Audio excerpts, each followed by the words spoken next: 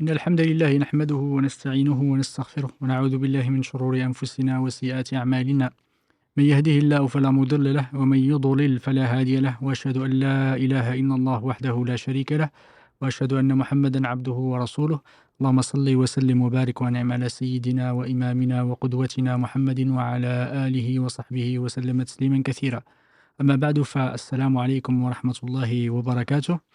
Bienvenue dans ce live, alhamdoulilah, que nous consacrons à quelques qualités, à des éléments très importants à retenir pendant ce mois béni.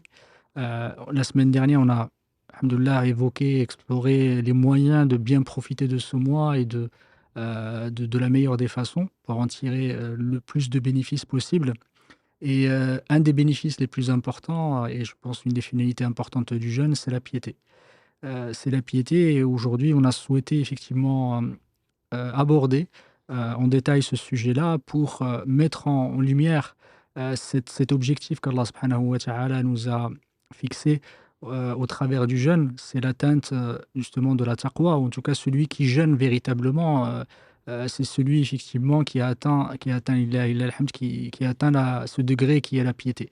Et je suis en compagnie du cheikh, Mamadou Dafé, qu'Allah le récompense par le meilleur, pour, pour nous expliquer, la définition de la taqwa. Quelle est la relation, le lien qu'il y a entre la taqwa en arabe, qu'on traduit par la piété, avec le jeûne? Quels sont les moyens, on va dire, pour l'atteindre pendant ce mois? Et quels sont les bénéfices derrière et les fruits de la taqwa sur cette terre et dans l'au-delà? Bi'idhnillahi ta'ala. Barakallahu fik cheikh et bienvenue. Je remercie, nos frères et nos sœurs qui nous suivent, et je remercie les frères Karim ou Mohamed, dans les coulisses, qui nous supportent et qui nous accompagnent depuis, quelques années maintenant, alhamdoulilah. Barakallahu fik cheikh. جزاك الله خيرا. بسم الله الرحمن الرحيم. الحمد لله رب العالمين والصلاة والسلام على خاتم الأنبياء والمرسلين وعلى آله وصحبه أجمعين. أما بعد السلام عليكم ورحمة الله وبركاته.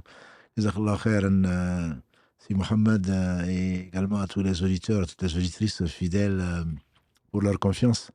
Et donc effectivement c'est un sujet important que dis-je. Allah dit dans la sourate donc Al-Baqarah verset 183 Ya ayyuhalladhina amanu كتب عليكم الصيام كما كتب على الذين من قبلكم لعلكم تتقون. C'est pas seulement un des objectifs, je dirais.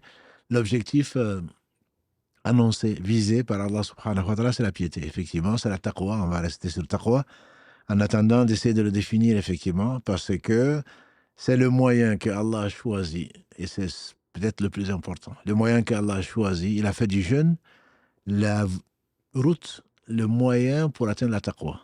Et donc, qu'est-ce que c'est que la taqwa, comme la question que tu as posée? La taqwa en arabe, c'est al-wiqaya, donc c'est la protection. C'est quelque chose qu'on met entre soi et un danger ou une chose pour se protéger. Donc, Allah dit par exemple dans la sourate Al-Baqarah, verset 23, si ma mémoire est bonne, وَاتَّقُوا النَّارَ الَّتِي وَقُودُهَا النَّاسُ وَالْحِجَارَةُ, et craignez le feu dont, pas craignez le feu, ou protégez-vous du feu dont les combustibles sont les gens et les pierres. Donc, la wiqaya, donc c'est une protection, c'est quelque chose que l'on va mettre entre soi et un danger. Il a un danger, bien sûr, le danger imminent et le danger mérité par les fils d'Adam. Comme Allah le dit, subhanahu wa ta'ala, s'il s'en prenait aux gens pour ce qu'ils ont fait, il n'aurait pas laissé sur la terre un seul être vivant. Donc, sourate 35, verset 45, et 16 également, verset 61, ça veut dire quoi? Ça veut dire que on a besoin de cette protection, que Allah, dans sa miséricorde, nous dit qu'il y a une chose contre laquelle il faut se protéger. Et donc, cette chose contre laquelle il faut se protéger, Allah nous donne le moyen, et donc c'est pour cela qu'il nous a ordonné, comme à nos prédécesseurs. Comme il sait tout, il peut tout, il aurait pu mettre cette protection dans autre chose. Donc, cette taqwa, c'est vraiment le fait de prendre garde. Et qu'est-ce que c'est en réalité? Bon, il y a beaucoup de définitions. Et on verra, Inch'Allah, en quoi le jeune peut y participer. En fait, il y a un compagnon du prophète sallam que Omar lui a demandé, je pense que c'est Hudayfa ibn Yaman, et que Omar lui a demandé qu'est-ce que c'est que la taqwa. Et il lui aurait répondu, vois-tu, quand tu marches dans un champ qui est miné, qu'est-ce que tu fais? Omar dit, je fais attention pour ne pas me faire piquer. Ou pour ne pas le faire sauter aujourd'hui, on dira, puisqu'on parle des mines, mais un champ épineux. Il dit, je fais attention pour ne pas me faire piquer donc par les épines. Il dit c'est ça la taqwa. C'est tout aussi simple que ça, c'est que je pars quelque chose. Il y a un chemin qui est épineux. Il y a des dangers à gauche, à droite. Qu'est-ce que je fais? Je ne vais pas courir comme un écervelé. Je ne vais pas marcher comme si j'étais sur un chemin plat. Je vais faire attention où je vais mettre le pied et où je vais l'enlever et à quelle allure je vais aller, donc en évitant ce qui pourrait me nuire. Et il dit c'est ça la taqwa. Mais la définition que beaucoup de savants ont retenue, qui est peut-être la définition la plus connue, c'est celle de Talq ibn Habib. C'est comme ça que je l'appelle en tout cas, parce qu'il y a différentes façons de l'appeler. Mais Talq ibn Habib, on lui fait dire la taqwa, c'est l'obéissance à Allah subhanahu wa ta'ala, ses ordres, par rapport à une lumière venant d'Allah, et en espérant donc sa récompense. Et en même temps, s'éloigner de sa désobéissance, qui est contenue dans une lumière venant d'Allah subhanahu wa ta'ala, en craignant son châtiment. Donc ça, c'est la définition la plus générale, et peut-être la plus explicite, entre guillemets, et la plus simple, peut-être pour chacun d'entre nous à comprendre. Donc c'est le fait que Allah, dans sa miséricorde, a donné des ordres, et donc ordres qu'il faut respecter, puisque Allah n'a besoin de rien. S'il nous dit de faire ceci et cela, et je pense qu'il faut vraiment qu'on le comprenne et qu'on l'aime. Pourquoi? Parce que souvent, les musulmans, beaucoup d'entre nous, voient dans les ordres d'Allah une lourdeur, alors qu'en réalité, c'est une chance. C'est une chance, c'est comme tu dis à quelqu'un, fais attention, tu as le feu à droite ou tu as, je ne sais pas, devant toi ou derrière toi, etc. Donc c'est quelqu'un qui t'aime et quelqu'un qui te veut du bien, qui veut t'éviter un malheur. Et surtout, parlant d'Allah subhanahu wa ta'ala, c'est lui qui sait. Il sait et ce n'est pas, il y a peut-être un accident sur la route, il y a peut-être, ce n'est pas un peut-être. Le la'allakum tattaqun dans le verset, c'est, les savants disent la'allakum pour que, ou il se peut que, mais en réalité c'est une certitude. Une certitude, c'est pour que vous atteigniez la piété. Le but est là. Si vous le faites certainement, si vous jeûnez comme il se doit, vous allez atteindre le but. Donc c'est l'obéissance à Allah subhanahu wa ta'ala, pas comme moi j'aime Allah, j'obéis à Allah. Non. Qui te dit que Allah aime ceci et cela. Comme le dit quelqu'un de mieux que moi, l'important ce n'est pas que tu aimes Allah. L'important c'est qu'Allah il t'aime. Donc par conséquent, il faut savoir, comme l'a dit le prophète sallallahu alayhi wa sallam, il a rapporté le hadith donc de Abu Huraira rapporté par l'imam al-Bukhari, quand Allah déclare la guerre à celui qui s'est fait l'ennemi de l'un de ses alliés, il dit, mon serviteur ne se rapproche de moi par rien de mieux que ce que je lui ai ordonné. Et il ne cesse pas de se rapprocher de moi par ce qui s'est imposé lui-même, qui est quand même légiféré jusqu'à ce que je l'aime. Donc, l'important, ce n'est pas le fait que j'aime Allah ou je prétende aimer Allah, comme l'a dit Allah dans la sourate Ali Imran, verset 31. Qul, dis-leur ya Muhammad, in kuntum tuhibbuna Allah fattabi'uni yuhibbukumullah wa yaghfir lakum dhunubakum wallahu ghafur rahim. Dis-leur ya Muhammad, si vous prétendez aimer Allah, alors suivez-moi. Donc, il y a une législation. C'est pour cela qu'on parle de la lumière d'Allah, c'est-à-dire une lumière qui vient de la révélation. Allah l'a révélé dans son livre, où il a révélé au prophète sallam, et pas seulement parce que j'aime Allah, parce que j'attends la récompense de lui. C'est vraiment, si les savants ont retenu cette définition, c'est bien parce qu'elle est vraiment dosée, précise, et sans laquelle tu enlèves une partie, très certainement tu es dans l'erreur. Donc, obéissance à Allah, c'est indispensable, sachant que Allah ne fait que le meilleur. Allah n'a rien ordonné qui ne soit indispensable. Si ça ne l'était pas, ça devient une œuvre surrogatoire. S'il l'ordonne, c'est que sans celle-là, on ne devient pas pieux, sans celle-là, on ne devient pas croyant, sans celle-là, on court vers sa perte. Et donc, c'est pour cela que quand Allah ordonne une chose, et comme dit Ibn Mas'ud, on les fait dire, quand Allah dit « Ya ayyuhalladhina amanu » oh, vous les croyants, on doit tendre l'oreille. Que veux-tu comme bien au Seigneur? Donc, l'ordre d'Allah subhanahu wa ta'ala est à considérer comme ça, est à aimer, et les compagnons du prophète l'attendaient, parfois certainement avec l'appréhension, mais ils l'attendaient parce que Allah vient de les délivrer en leur montrant le seul chemin, siratal mustaqim, siratal ladhina an'amta alayhim, le seul chemin qu'ont emprunté les gens qu'il a agréés. Donc, c'est vraiment l'ordre d'Allah et pas l'ordre d'un tel, d'un cheikh ou d'un philosophe ou je ne sais quoi l'autre. Et en espérant la récompense d'Allah, celui qui n'espère pas la récompense d'Allah, très certainement ne croit pas en Allah subhanahu wa ta'ala, puisque tout bien vient de lui. Et le parallèle, c'est donc en s'éloignant de la désobéissance à Allah Et encore une fois, pas parce que moi j'aime pas ça. Non, est-ce que Allah aime ça ou pas? Est-ce que Allah a ordonné de s'en éloigner ou pas? Si c'est le cas, c'est pas une question de passion, c'est une question de sagesse venant de la révélation, en craignant donc un châtiment d'Allah, et quelques prétentieux et égarés disent non, non, moi j'aime Allah, je ne fais pas ça, même si Allah ne l'avait pas interdit, je ne l'aurais pas fait. Non, tu n'es pas Dieu, tu es un prétentieux et tu ne connais pas Dieu. Ce que Allah, s'il nous dit de ne pas faire une chose, le bien, certainement, il y est très peu pour ne pas dire qu'il n'y en a pas. Donc le mal l'emporte certainement sur le bien. Et c'est peut-être une des définitions les plus acceptées des savants.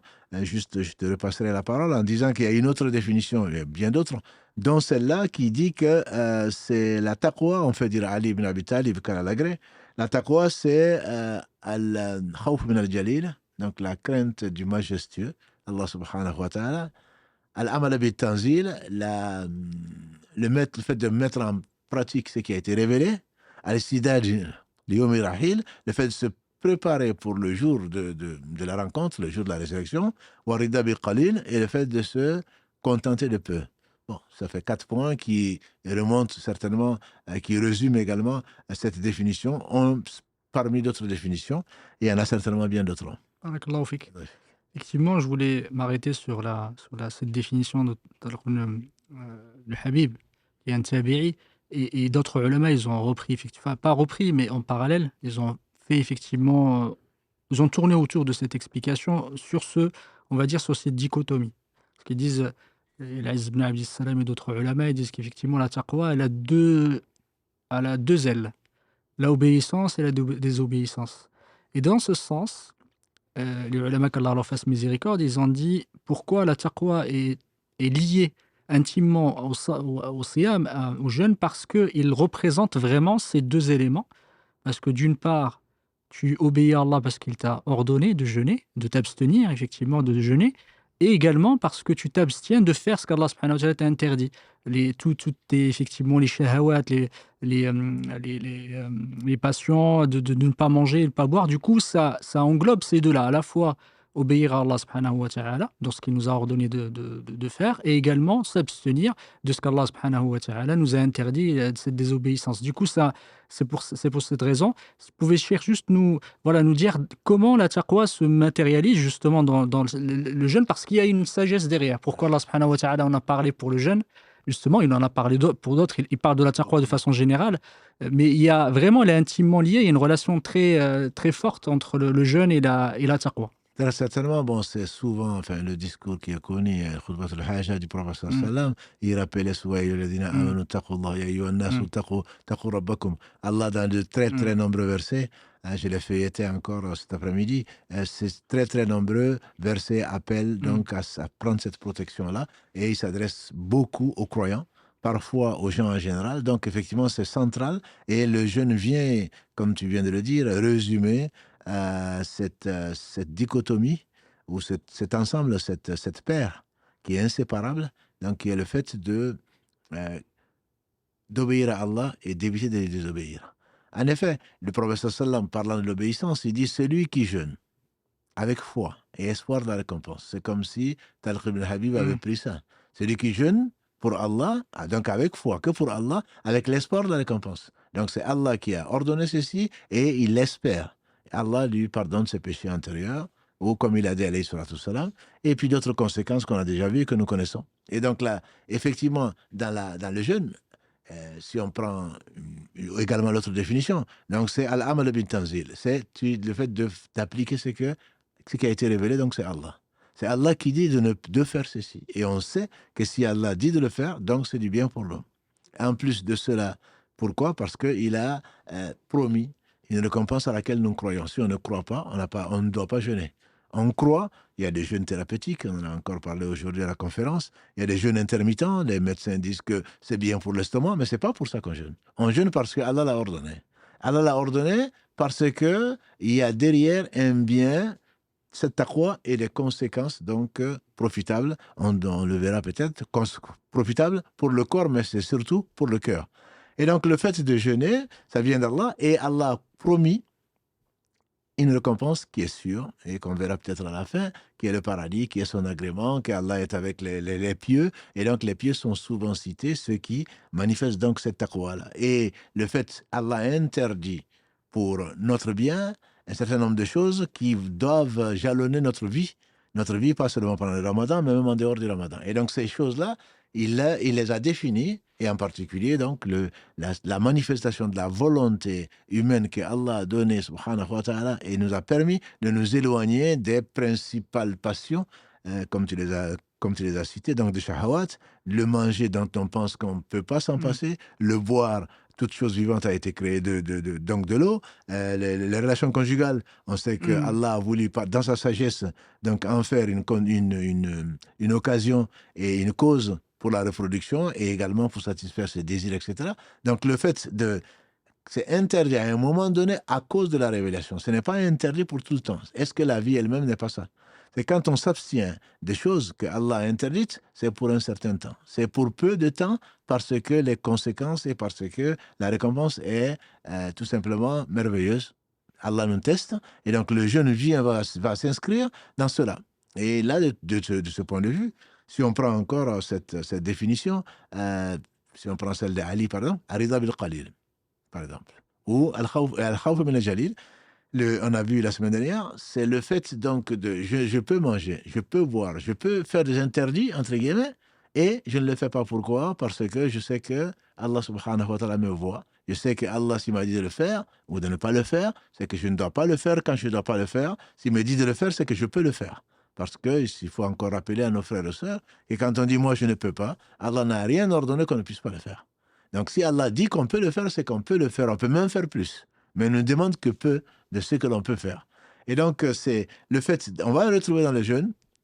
Allah nous dit, abstiens-toi de ceci, ceci, cela. Et finalement, on s'abstient. Et à la fin de la journée, on a la première joie, en tout cas, d'avoir obéi à Allah en attendant l'autre joie de le rencontrer, subhanahu wa ta'ala. Donc, la récompense est déjà là, en fin de journée, et elle sera beaucoup plus grande, donc, le jour de la résurrection. Et également, cette définition qui dit Arida bi qalil, on mange souvent très peu, surtout pour ceux qui n'ont pas grand-chose à manger. Et finalement, à la fin de la journée, on va se retrouver avec satisfait du peu que l'on a mangé, alors qu'on s'est abstenu pendant toute la journée de manger. Quelque part, l'avidité, comme le disait Ibn Qayyim, c'est l'une des 3 sources de tous les péchés. On est avide, on a envie de manger, alors qu'on n'a peut-être pas besoin de manger. Voilà. Donc ça aussi, c'est le fait de se contenter de ce qu'on a va balayer tout le champ, ou une bonne partie du champ des maladies du cœur, parce que tous les shahawat dont tu parles, donc on a envie. En réalité, est-ce qu'on en a besoin? Généralement pas. C'est une envie, c'est comme une poussée. Voilà, on va vers ce qui nous attire en réalité. C'est peut-être pas du bien, mais surtout, on peut s'en abstenir. Allah nous montre que on est beaucoup mieux qu'un ventre et un sexe, contrairement à ce qu'on voit en psychanalyse ou ailleurs. On est bien mieux que ça. Allah nous a donné une force qui est cette foi-là, qui va nous protéger contre nous-mêmes, contre nos passions. Parce que les envies de tuer, de faire du mal, etc., tout ceci, c'est quoi? Ce sont des pulsions.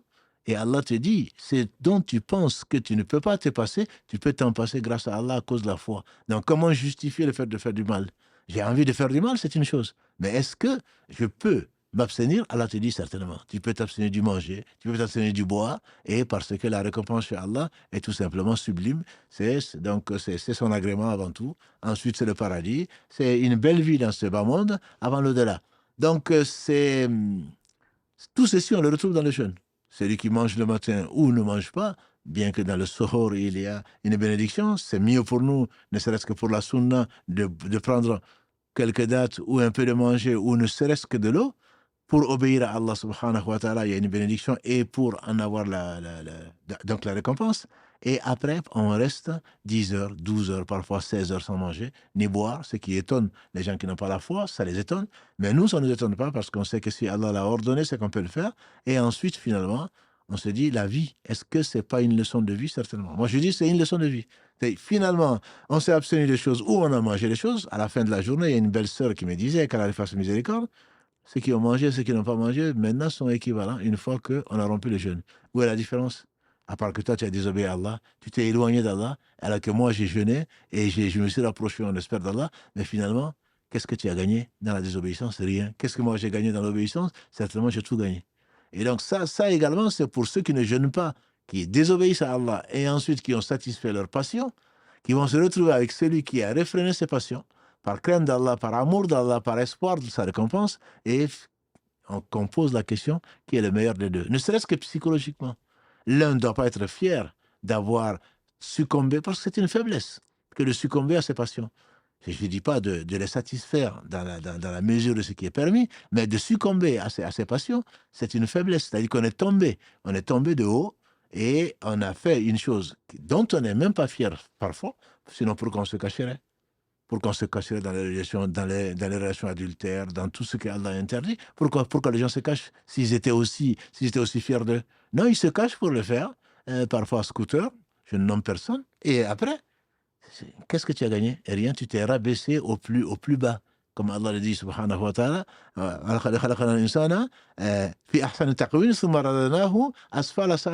l'homme a été créé dans la meilleure des prestances, ensuite, il est tombé au plus bas. Sauf les croyants et qui se sont évertués donc à traduire leur foi par de bonnes œuvres. Barakallahu fik. Jazakallahu khairan. Et je passe à une autre dichotomie qui a été effectivement mise en avant par la première définition que tu as citée tout à l'heure, qui a été mise aussi en avant par une des définitions, les définitions d'Ibn Abbas, qu'Allah leur fasse qu'Allah les agrée, lui et son père, et dans la définition de Muttaqun. Il disait qu'effectivement, ce Muttaqun, les véritables, ce Muttaqun, c'est ceux qui craignent Allah subhanahu wa ta'ala, qui obéissent à Allah subhanahu wa ta'ala par crainte, et ceux qui évitent effectivement, qui obéissent à Allah subhanahu wa ta'ala, pardon, en espoir de sa récompense, et qui évitent de désobéir à Allah subhanahu wa ta'ala en crainte effectivement de son châtiment. Du coup, ça c'est la deuxième dichotomie, celle de la crainte et de l'espoir. Et ça fait partie, justement, c'est un état d'esprit à avoir tout au long de sa vie. Ça fait partie des fondements même de la taqwa ou de la piété. C'est la crainte et l'espoir. Contrairement à ceux qui disent on fait tout par amour d'Allah et par espoir, on ne le fait pas par crainte. Ça, c'est quelque chose qui est important à mettre en avant. Effectivement, c'est celui qui ne craint pas Allah, comme l'a dit le prophète sallam, dans ce bas monde, va le craindre dans l'au-delà, et celui qui le craint ici, Allah va le rassurer dans l'au-delà. Ibn Qayyim, je pense, c'est lui on lui fait dire en tout cas que c'est la foi, c'est comme un oiseau, le cœur, c'est l'amour. Et malheureusement, pour beaucoup de musulmans, ce n'est pas le cas. On avance souvent la crainte, on oublie l'espoir, ou alors certains, j'espère, moi je crois en Dieu, j'espère sur sa miséricorde, mais je ne crains pas son châtiment, non. Et ceux qui craignent son châtiment sont très nombreux, bien qu'on désobéit, et on n'a pas d'espoir. Donc, non, effectivement, il dit que c'est comme un oiseau dont le cœur est l'amour, et les deux ailes sont donc l'espoir et la crainte. Et donc, il dit, un oiseau qui n'a pas de cœur, forcément, il est mort. Et quand un oiseau a une aile qui est brisée, il devient la proie donc au prédateur. En effet, quand on aime Allah, c'est ce qui est demandé dans la foi. On doit avoir espoir en lui. C'est pour cela que le jeûne, comme l'a dit le prophète sallam dans ce hadith aussi, le jeûneur aura deux joies. On espère d'Allah donc sa satisfaction. On espère d'Allah qu'il nous fasse rentrer au paradis par la porte Rayyan. On espère d'Allah sa récompense, donc qui est le paradis, sa satisfaction, etc. Et en même temps, on craint son châtiment si on arrivait à désobéir à Allah subhanahu wa ta'ala. C'est pour ça qu'on s'abstient justement donc de ce qui peut rompre le jeûne, comme le manger, le boire donc dans la journée, pour celui qui n'est pas malade, et on connaît les conditions. Donc effectivement, ce sont les deux choses. Et juste une parenthèse pour dire que ce que les savants disent, et ça reste vrai, c'est que quand on est en bonne santé, là c'est l'espoir et c'est la crainte qui doit prédominer sur l'espoir. Et quand on est dans une situation difficile, notamment au seuil de la mort, c'est l'espoir. Parce que celui qui espère en Allah subhanahu wa ta'ala, certainement, ne sera pas déçu. Et donc, il ne faut pas que Satan nous amène dans les états de dépression, dans les états de non-consolation. Tu as fait ça, tu as fait le péché, et puis c'est fini, quoi. Quel que soit le péché, comme on le dit, Et on a souvent répété ce verset 53 de la sourate 39. قُلْ يَا عِبَادِيَ الَّذِينَ أَسْرَفُوا عَلَىٰ أَنفُسِهِمْ لَا تَقْنَطُوا مِنْ رَحْمَةِ اللَّهِ إِنَّ اللَّهَ يَغْفِرُ الذُّنُوبَ جَمِيعًا إِنَّهُ هُوَ الْغَفُورُ الرَّحِيمُ. Dis-leur, ya Mohammed, ô mes serviteurs qui sont fait outragement tort, ne désespérez pas de la miséricorde d'Allah. Allah pardonne tous les péchés, il est le pardonneur, il est le miséricordieux. Donc c'est vraiment cet équilibre comme l'est l'islam en général. C'est la perfection de l'équilibre qui va être donc dans les deux côtés. D'un côté de l'espoir, quels que soient mes péchés, et de côté la crainte qu'Allah n'accepte pas, par exemple. Allah seul sait s'il a accepté ou pas. Et donc, qu'est-ce qu'on a fait? Allah le sait. Pourquoi on l'a fait? Allah le sait. Comme il n'a besoin de rien, on espère toujours qu'il va accepter tout en craignant qu'il ne l'accepte pas parce que ce qu'on lui donne, c'est pas grand-chose. Ce qu'on lui donne, il accepte, il mérite beaucoup plus que ça. Même si on lui redonnait tout, ce qu'on ne pourrait pas faire, Allah mérite encore mieux. Donc c'est le croyant doit toujours rester dans cet état, et je pense que le jeûneur en particulier, bien que les gens ne voient pas son état d'âme, il travaille son âme pour que l'âme repose sur ces deux principes qui sont, comme tu l'as dit, un couple inséparable. Barakallahu fik. Et par rapport à ça, je voulais passer à un élément très très important, celui des moyens pour atteindre en fait cette taqwa. Surtout le mois du Ramadan, ou de façon générale, parce que c'est un objectif, on va dire, c'est un objectif qu'on a tout au long de notre vie, celui de l'atteinte de la taqwa, l'atteinte de la piété. Et l'un des éléments les plus importants pour faciliter l'atteinte effectivement de la taqwa, c'est que nous connaissons notre Seigneur. Ça, c'est quelque chose d'extrêmement important, parce que la révélation elle-même, elle est arrivée comme une guidée pour les pieux. Si tu pouvais juste me parler, parce que c'est très très important de connaître Allah, si on veut vraiment craindre son châtiment et espérer sa récompense. Non, mais en effet, comme tu dis, les premiers versets de la sourate Al-Baqarah, Allah dit Alif Lam Mim, Dhalika al-kitab la rayba fihi hudan lil muttaqin.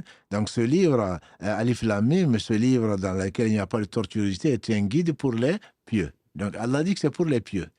Et le verset 3, qu'est-ce qu'il dit? Alladhina yu'minuna bil ghayb. Donc ceux qui croient à l'invisible. L'invisible, c'est avant tout Allah subhanahu wa ta'ala. Ce sont les anges, c'est sa révélation, c'est ce que tu ne vois pas, auquel tu crois. Croire dans le sens qu'on a vu au moins les mercredis, dans le sens il y a iqrar, dans le sens de tasdiq et dans le sens iqrar, c'est-à-dire que la foi n'est pas qu'une parole, la foi, c'est pas qu'un acte du cœur, la foi, c'est une conviction, donc dans le cœur, qui se traduit par une confirmation par les actes du cœur, de la langue et des membres.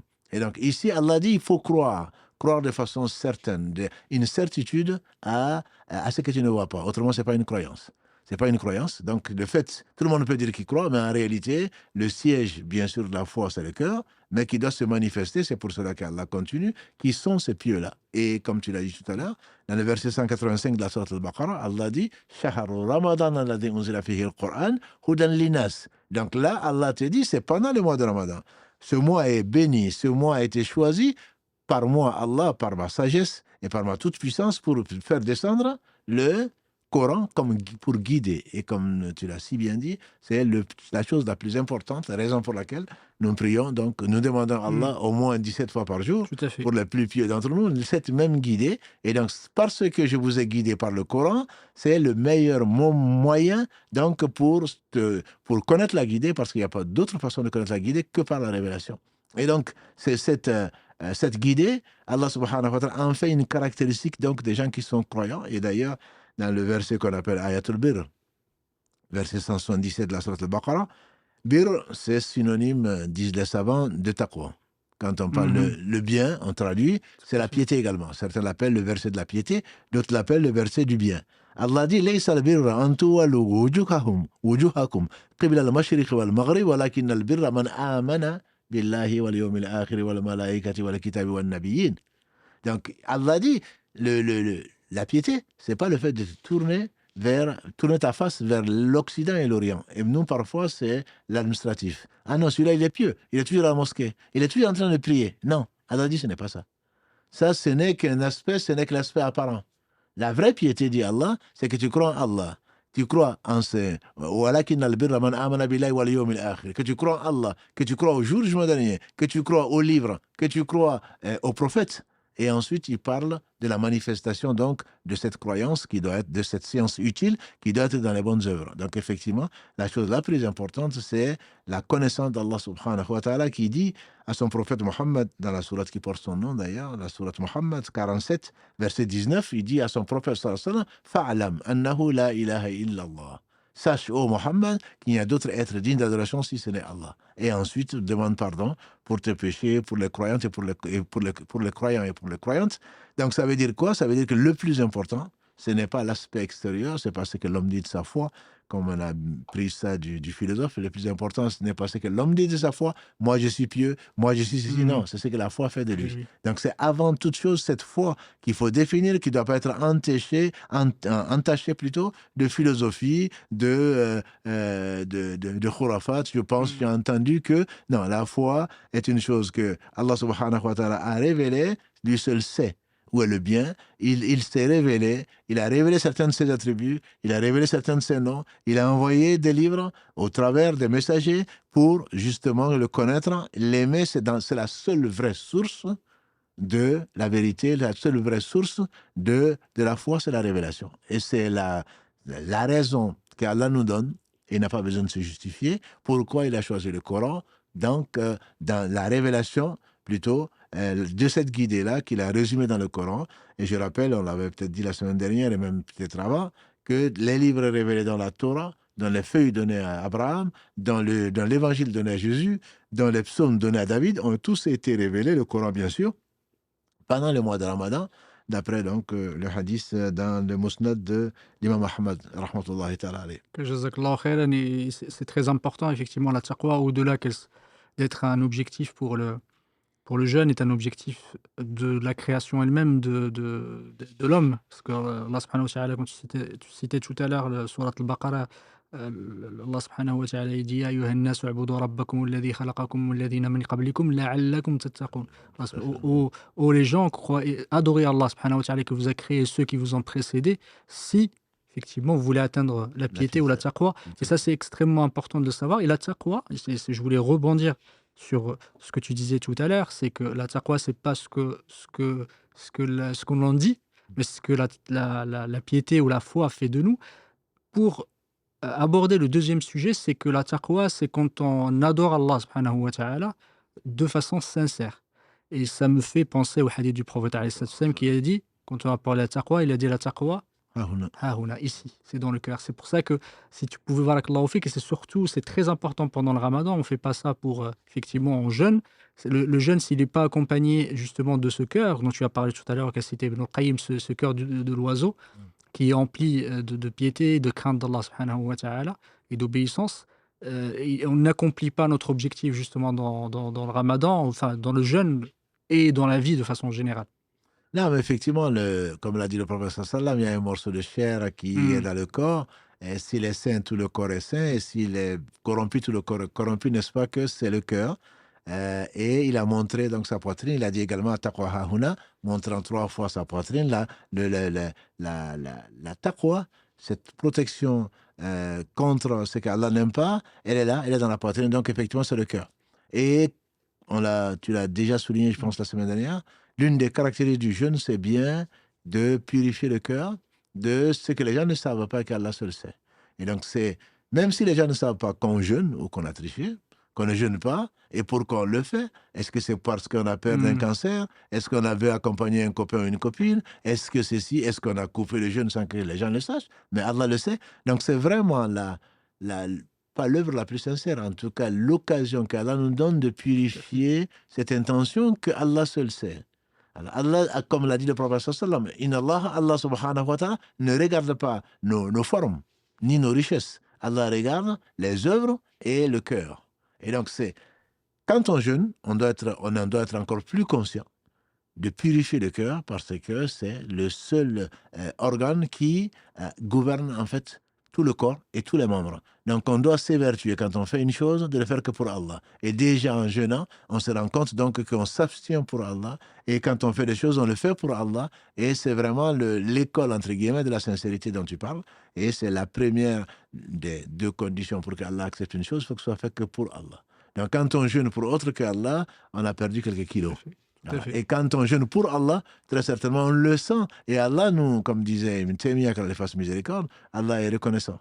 Allah est reconnaissant. Et donc quand on le fait pour Allah, très certainement, Allah nous permet de bénéficier de cette pureté du cœur et qui se manifeste également ensuite donc par cette sensation de bonheur intérieur et en même temps cette sensation, cette envie de se surpasser, cette envie de traduire donc cette sincérité par des actes de piété. Jazakallahu khairan. Et quand tu parlais justement de cet esprit d'égalité au travers de la taqwa, parce que Allah subhanahu wa ta'ala dit Inna akramakum indallahi atqakum. Effectivement, les meilleurs d'entre nous, ce sont les plus pieux. Ce n'est pas, on ne juge pas ta valeur en islam par l'argent que tu possèdes ou les biens que tu possèdes ou peut-être par ton physique ou autre, mais c'est surtout par la foi qui est dans le cœur. Et ça, c'est extrêmement important. Et au travers de ça, cette égalité qui est qui vient, qui est sous-jacente à l'esprit de l'islam, il y a un élément important de cette solidarité qui se retrouve dans le Ramadan. Cheikh Ibn Sa'di, qu'Allah lui fasse miséricorde, dans son tafsir, quand il abordait le verset que tu as introduit sur le lien entre le jeûne et la taqwa, il dit effectivement, pour atteindre cette taqwa, en tout cas, un des fruits de la taqwa, c'est que quand on jeûne, le riche ou de toute façon une personne lambda, quand elle jeûne, elle va s'apercevoir justement de la situation de ses frères. Parce qu'il va se retrouver dans la même situation à ne pas manger, à ne pas satisfaire effectivement ses shahawats, comme tous ses autres frères, qu'ils soient pauvres ou autres. Du coup, il se retrouve dans une situation où ils sont tous égaux. Et ça va l'amener l'amener à la bienveillance qu'il doit envers ses frères et à cette générosité. Et ça, c'est très important, on en a parlé peut-être la semaine dernière, mais c'est une manifestation aussi de la taqwa. Très certainement, le premier point que tu as souligné, le verset 13, la sourate 49, Inna akramakum indallahi atqakum, le meilleur d'entre vous, le plus honoré plutôt d'entre vous, c'est celui qui a le plus de taqwa. Oui. Et le prophète sallam disait, il n'y a pas de supériorité d'un arabe sur un non-arabe, ni d'un non-arabe sur un arabe, si ce n'est par la piété, et que les gens s'en souviennent. Donc, c'est pas l'homme qui est meilleur, supérieur à la femme, et vice-versa. En même temps, ça amène de l'humilité. C'est que celui que tu vois en face, que tu dédaignes peut-être, et le peu que tu as, tu es plus grand que lui, tu es plus beau que lui, tu es plus riche que lui, mais chez Allah, ce n'est pas ça. Est-ce que tu as ouvert son cœur, comme disait le prophète sallallahu? Est-ce que tu as ouvert pour regarder? Donc ça, je pense que ça doit chasser tout sentiment de supériorité, puisque si tu crois que tu es supérieur à quelqu'un, peut-être que la personne est plus supérieure à toi. Et comme Allah le dit dans le verset 10 de la sourate 49, la même sourate,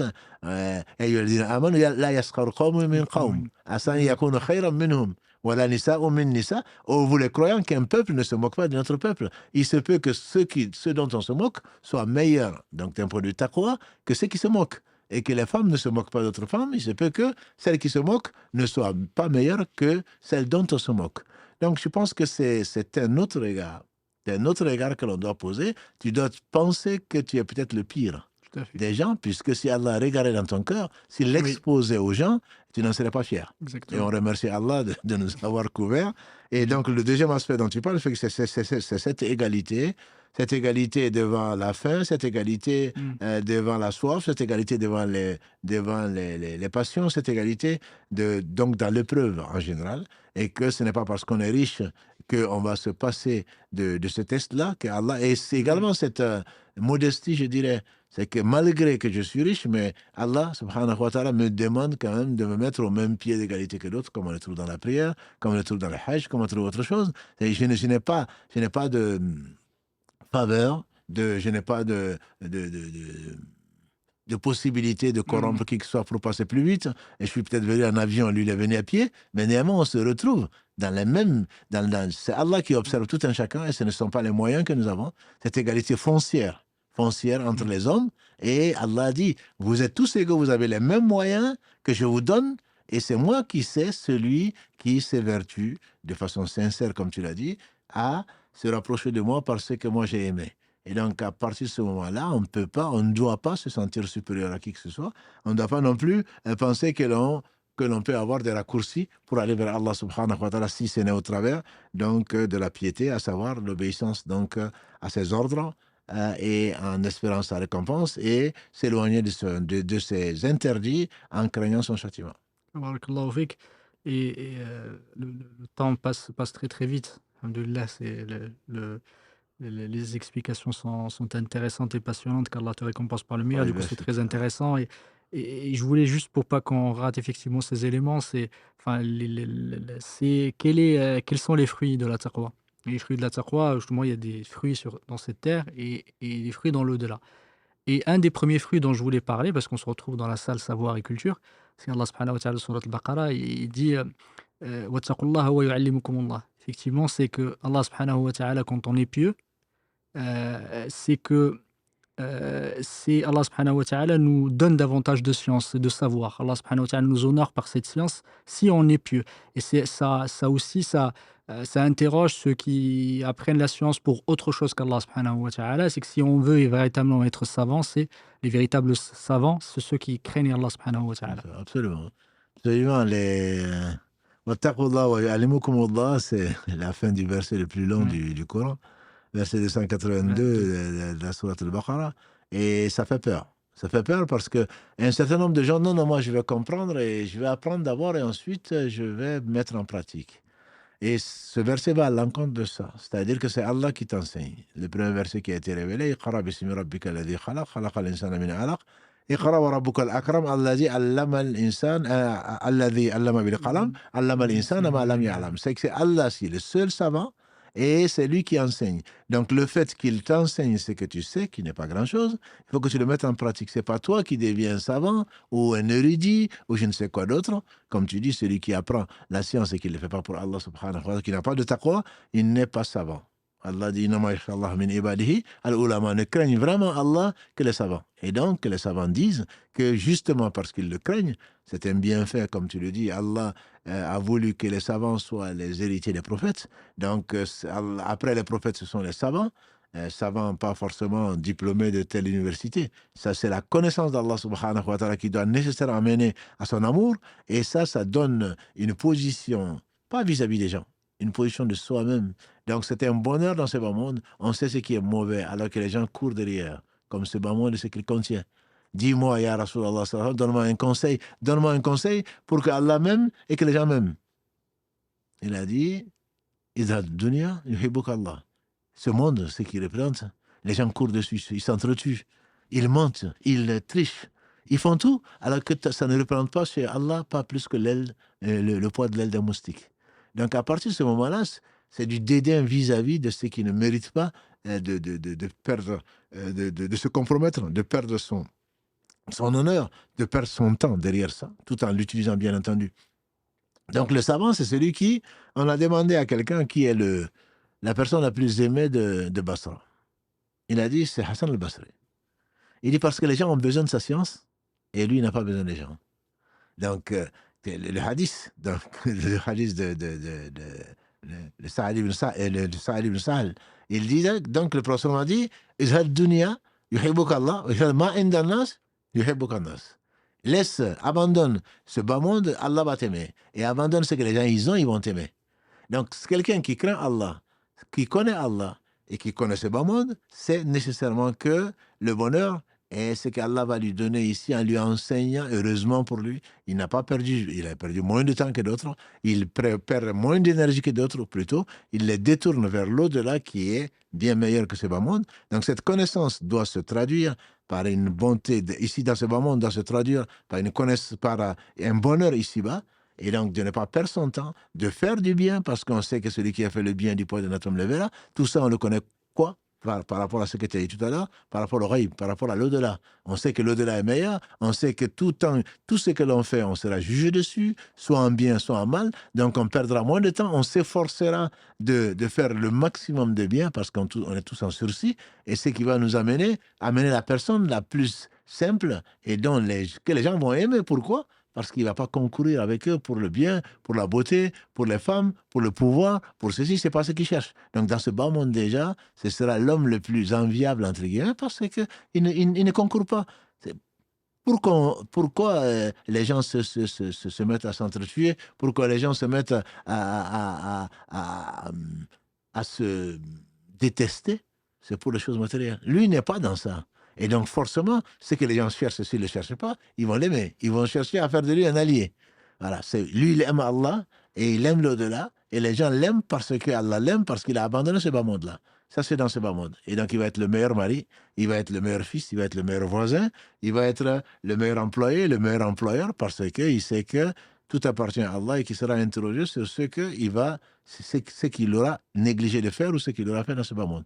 Donc, c'est d'être quelqu'un qui est stressé pour l'au-delà, mais certainement pas pour ce bas monde-là. Et ça, déjà, ça fait vraiment le meilleur compagnon qu'on puisse espérer dans ce bas monde. Et lui-même, il est tranquille parce que, comme l'a dit le prophète sallam, yani, ifti qalbak, comme tu nous l'as rappelé, démonte ton cœur. Si ton cœur est tranquille avec une chose, tu peux le faire. Et il n'est pas tranquille, même malgré les fatwas, c'est que ce sont des choses qui ne sont pas bien. À partir de ce moment, voilà un homme heureux. Quand les gens s'affolent, ils ne s'affolent pas. Le destin, il est là. De toute façon, comment tu vas fuir le destin? Tu fais tout pour éviter le mal, mais dans tous les cas, ce qui t'a été destiné par sagesse d'Allah subhanahu wa ta'ala, et sa puissance va arriver. Donc pourquoi alors fuir le destin? On l'accepte et on essaie de changer, de se reformer du matin au soir, du soir au matin. Mais ça, tout ceci est dû à la connaissance d'Allah subhanahu wa ta'ala et à la mise en pratique donc de cette connaissance-là. Barakallahu fik. Et les fruits justement de la taqwa sont nombreux. Allah subhanahu wa ta'ala dit dans Surat Talaq: وَمَن يَتَّقِ اللَّهَ يَجْعَل لَهُ مَخْرَجًا وَيَرْزُقْهُ مِنْ حَيْثُ لَا يَحْتَسِبُ. Et Allah subhanahu wa ta'ala également a dit وَاعْلَمُوا أَنَّ اللَّهَ مَعَ الْمُتَّقِينَ dans Surat Al-Baqarah. Sachez qu'Allah subhanahu wa ta'ala est avec les muttaqin, c'est que Allah subhanahu wa ta'ala est toujours avec les gens qui sont pieux et qui les supportent. Où il dit wattaqullaha inna Allaha ghafurun rahim. Allah ittaqullah, craignez Allah subhanahu wa ta'ala, où il y a la taqwa. Allah subhanahu wa ta'ala est pardonneur et miséricordieux. Et ça, c'est très très important de le savoir, c'est que c'est un des fruits. Les fruits sont toujours de la taqwa, sont toujours positifs sur cette terre. Allah subhanahu wa ta'ala t'aide, te facilite en cas de difficulté. Si tu délaisses quelque chose pour Allah subhanahu wa ta'ala lui seul, Allah subhanahu wa ta'ala aura toujours une solution. Et ça, c'est quelque chose qu'on a tous expérimenté. Avec le peu de taqwa qu'on a. Alhamdoulilah, Allah subhanahu wa ta'ala nous facilite toujours quand on délaisse quelque chose, et tu l'as toujours bien rappelé, barakallahu fik. Tous ces éléments-là qui sont importants, et surtout le bonheur sur cette terre, wattaqullaha la'allakum tuflihun, dit Allah subhanahu wa ta'ala dans Surat Al-Baqarah. Si vous voulez effectivement atteindre la réussite, barakallahu fik, la réussite sur cette terre. Et je voulais juste, parce que comme le temps passe très très vite, je voulais arriver justement à l'au-delà, qui est la finalité pour nous tous. Alhamdulillah, c'est le paradis. Et si tu pouvais, barakallahu fik, nous parler de la taqwa et de ses fruits importants. Ces fruits importants, c'est l'agrément d'Allah subhanahu wa ta'ala. Et si on passe dans cette vie-là, c'est pour la traverser, arriver vers l'au-delà, l'ultime demeure. Et combien de versets, je ne dis pas que c'est innombrable, mais c'est énormément de versets. Allah lit la taqwa et le paradis. Exactement. C'est-à-dire qu'il y a muttaqina mafaza, ou lil muttaqina jannat na'im. Il y a énormément de versets qui Allah réserve aux pieux. Aux pieux, pourquoi? Parce qu'ils ont utilisé donc ce qu'Allah l'a confié ici-bas, en ordonnant, comme il a dit Talq ibn Habib, en faisant ce qu'Allah leur a ordonné, par connaissance d'Allah subhanahu wa ta'ala, en espérant sa récompense, et la promesse d'Allah est vraie.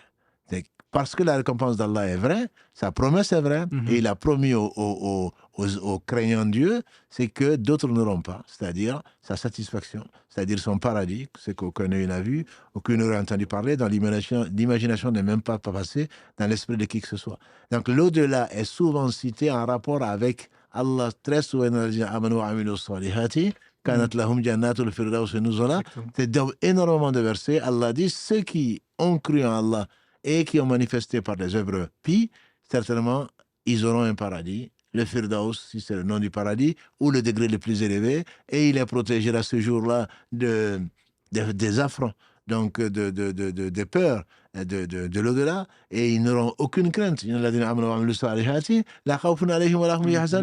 n'auront pas peur. Tout ça, c'est quoi? parce qu'ils ont craint Allah dans ce bas monde en respectant ce qu'Allah a ordonné et en s'éloignant de ce qu'Allah a interdit. Donc il n'y a que du bien dans la taqwa. Il n'y a que du bien. Celui qui certainement va profiter de ce moyen, le meilleur des moyens pour atteindre la piété, c'est le jeûne. Pour revenir à notre sujet. Donc, si Allah nous l'a prescrit, pas seulement nous, c'est une réduction pour nous, les autres, non. Il a dit comme il a prescrit à nos prédécesseurs. Donc, ça veut dire qu'Allah a mis dans le jeûne ce qu'il n'a pas mis ailleurs. Et cette taqwa de manger peu, de boire peu, de se lever la nuit pour prier, de faire du bien, de lire la source même de tout bien, qui est le Coran, de respecter les uns et les autres, de ne pas mentir, de ne pas tricher, comme on a vu par rapport à la définition du jeûne en général. Tout ceci doit nous amener à cette taqwa, c'est-à-dire le fait de prendre un moyen de se protéger contre le mal en général et en particulier contre le châtiment qui attend les gens qui ont désobéi à Allah subhanahu wa ta'ala. Donc l'au-delà, c'est le but ultime du croyant, et le paradis, c'est ce qu'Allah a promis aux muttaqoun. Souvent, le paradis est défini comme cela, dans de très très nombreux versets, c'est vraiment la demeure des gens qui ont observé ce qu'Allah subhanahu wa ta'ala leur a ordonné dans ce moment, ils sont écartés de ce qu'Allah subhanahu wa ta'ala leur a interdit pour leur bien dans ce moment-là, et la récompense ultime, c'est certainement la vue, plutôt l'entrée au paradis, et également donc la contemplation de la noble face d'Allah subhanahu wa ta'ala, qui n'accorde donc qu'aux gens qui ont craint Allah dans ce moment-là. Tout à fait, barakallahu fik, c'est un degré supplémentaire, celui de rencontrer Allah subhanahu wa ta'ala et de le voir, comme il dit Allah subhanahu wa ta'ala dans Surat al-Qamar, inna lil muttaqina jannatin wa nahar fi maq'adi sidqin 'inda malikin muqtadir. Effectivement, et ça c'est très très important de dire Allah subhanahu wa ta'ala, et on va rencontrer, on sera effectivement voir Allah subhanahu wa ta'ala pour ceux qui sont pieux. Et comme tu l'as dit, barakallahu fik, c'est vraiment très important de le dire, c'est un moment où la piété est sublimée. C'est le moment, c'est le mois du Ramadan, c'est pendant le jeûne, parce que, comme on l'a vu tout à l'heure, il y a énormément d'adorations qui sont accomplies pendant ce mois. Et Allah subhanahu wa ta'ala nous donne les moyens il nous facilite le jeûne au travers le hadith que tu as cité la semaine dernière sur que les plus virulents parmi les shayatins sont scellés, effectivement, et c'est pour ça que ça nous facilite justement de plus jeûner, d'être un peu plus enclin à la générosité, aux bonnes actions, etc. Du coup, il faut profiter de ce mois pour atteindre ce degré, celui de la piété, pour justement, avoir ce fruit qui est le fruit ultime, celui d'atteindre, d'être au paradis et de contempler la face majestueuse d'Allah subhanahu wa ta'ala. Barakallahu fik. Je pense qu'on est allé très très vite, on a beaucoup de choses à voir. C'est juste qu'on voulait aborder un élément important avant de passer aux questions-réponses des frères et des sœurs, c'est de profiter de ce live et peut-être du Ramadan pour faire un bilan de ce que la mosquée, l'Hamd, et l'association qui est en charge de ce lieu, de la maison d'Allah, de cette maison d'Allah subhanahu wa ta'ala, parmi d'autres, et tout ce qu'on a accompli, et ce qui a été accompli par la grâce d'Allah subhanahu wa ta'ala, au travers également de l'engagement et de l'implication des bénévoles, et l'engagement de ceux qui nous soutiennent matériellement, qui nous soutiennent avec leur dua, avec leur bon sentiment, on va dire. Et du coup, on a voulu juste vous exposer quelques éléments sur un bilan de l'année dernière et quelques éléments saillants de la vie de cette mosquée dont vous êtes fidèles, même si alhamdoulilah, vous êtes loin, mais vous êtes fidèle de cette mosquée, et vous faites partie effectivement du corps, de la communauté des fidèles de cette mosquée. Donc, je laisse la parole à Cheikh Barakallahu fi par rapport à ça, juste pour apporter quelques éléments effectivement par rapport au bilan, et on pourra alhamdoulilah en discuter sans effectivement aller trop dans le détail, mais c'est important de vous montrer ces éléments-là.